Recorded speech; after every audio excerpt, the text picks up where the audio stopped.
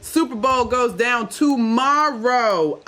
Let's just not get into your pick yet. We'll save that for later in the show. Okay. Tell us what it's like Super Bowl weekend, preparing. What's going through these guys' mind? Man, obviously this is a little different, right, with COVID-19 and the way things are kind of shaped today. And I feel bad for the first-time guys, man, because the Super Bowl is such a unique place. It's such a unique experience. You know, it's not something that you get to do every day. Obviously, you know the stories of everybody can't beat Tom and be at his 10th one. Some guys don't even make it to the playoffs, you know what I mean, in their entire career. So, it's sad that the first-year guys can't experience it the way they want to, but you got butterflies in your stomach.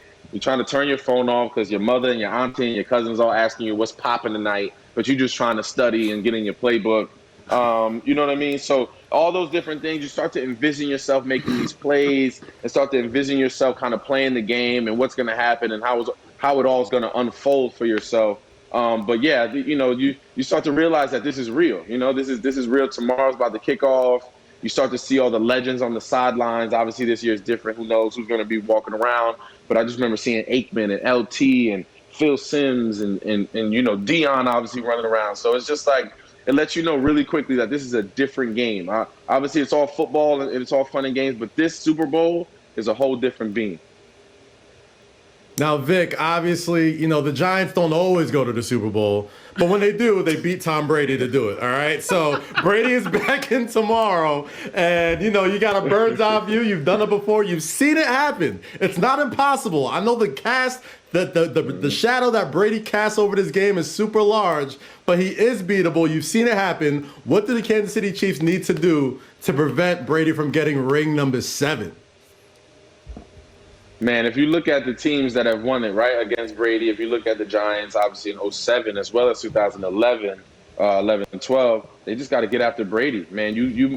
If you make his day a living hell, if you make him move around, make him uncomfortable, have him looking down at who's trying to tackle him as opposed to up to his receivers, that's the way to scare him. That's the way to get him off balance, get him off kilter. Therefore, nobody else can find the rhythm.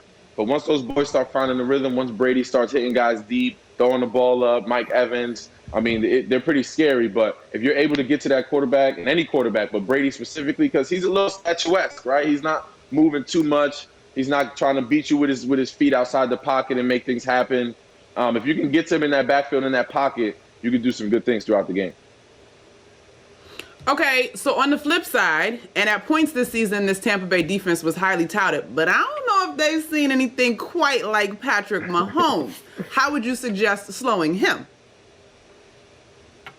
Oh, man, nothing. I ain't got nothing. Like, there's nothing I got for that. You know what I mean? I got nothing. The guy's got so many weapons. He's got the Cheetah. He's got McCall Hardman. He's got Travis Kelce. He's got a stable of running backs. Like, he just understands how to get the job done. And on top of that, he's a leader of men. Like, he knows how to get his guys ramped up and ready to play a game. Even when perfect example, when McCall Hardman dropped that pass and he came back, or he muffed the punt, and he came back to him and was like, yo, you're going to make a play this game. And it's one thing for someone to tell you that, your quarterback to tell you that, but it's another thing for him to give you the ball in the next drive and you score a touchdown to make sure that you know that you're important to this football team. Like, it's little things like that that really just Patrick Mahomes' game just over the top and brings it up another notch. The Super Bowl is the ultimate thrill of victory, agony of defeat moment. You've obviously got to feel the thrill of victory at a Super Bowl. So I got to know, when the clock hits 0 and the confetti's coming down, what's going through your mind? Who are you going to go hug first? Like, how does that feeling happen that only a few people who have ever walked this earth feel after they've just won a Super Bowl? Well, first of all, once it hit 0 and I was like, the jubilation set off and I'm running around like a little kid, I was waiting for the confetti. The confetti takes too long. Super Bowl committee, the confetti should be right when the clock hits 0.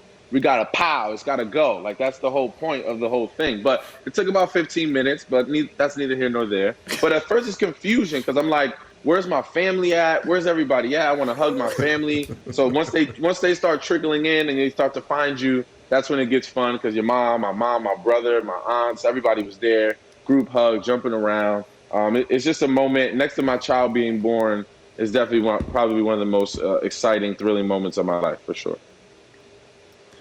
All right, Vic, you know we can't let you get out of here without having you put your money where your mouth is. We need a prediction and we need a score. You know what time it is. Let's go. All right. I mean, he's going, this is his 10th one, guys. I'm not about to bet against him now. You know what I'm saying? So I'm going TB, Tom Brady, Buccaneers, 38-31, in a stunning upset. I'm calling it an upset. Well, it would be an upset, obviously, Kansas City's favorite. Technically. But yeah, Brady's getting his seven rings. Can we put that in perspective? If this man gets 7 rings, we got to start talking to him with the Alis of the world, with the, the Babe Ruths. Like, he's in another category if he's able to pull this off. I think he's already in another category, but he just goes up another notch with this one. Kaz, get the clubhouse popping. We obviously got to continue this conversation with Vic. Listen. Unfortunately, we got to go to commercial, pay some bills. me. On the other side of the break, we're getting into our favorite NFL Super Bowl prop bets, and we got to get Vic back on the show. Duh.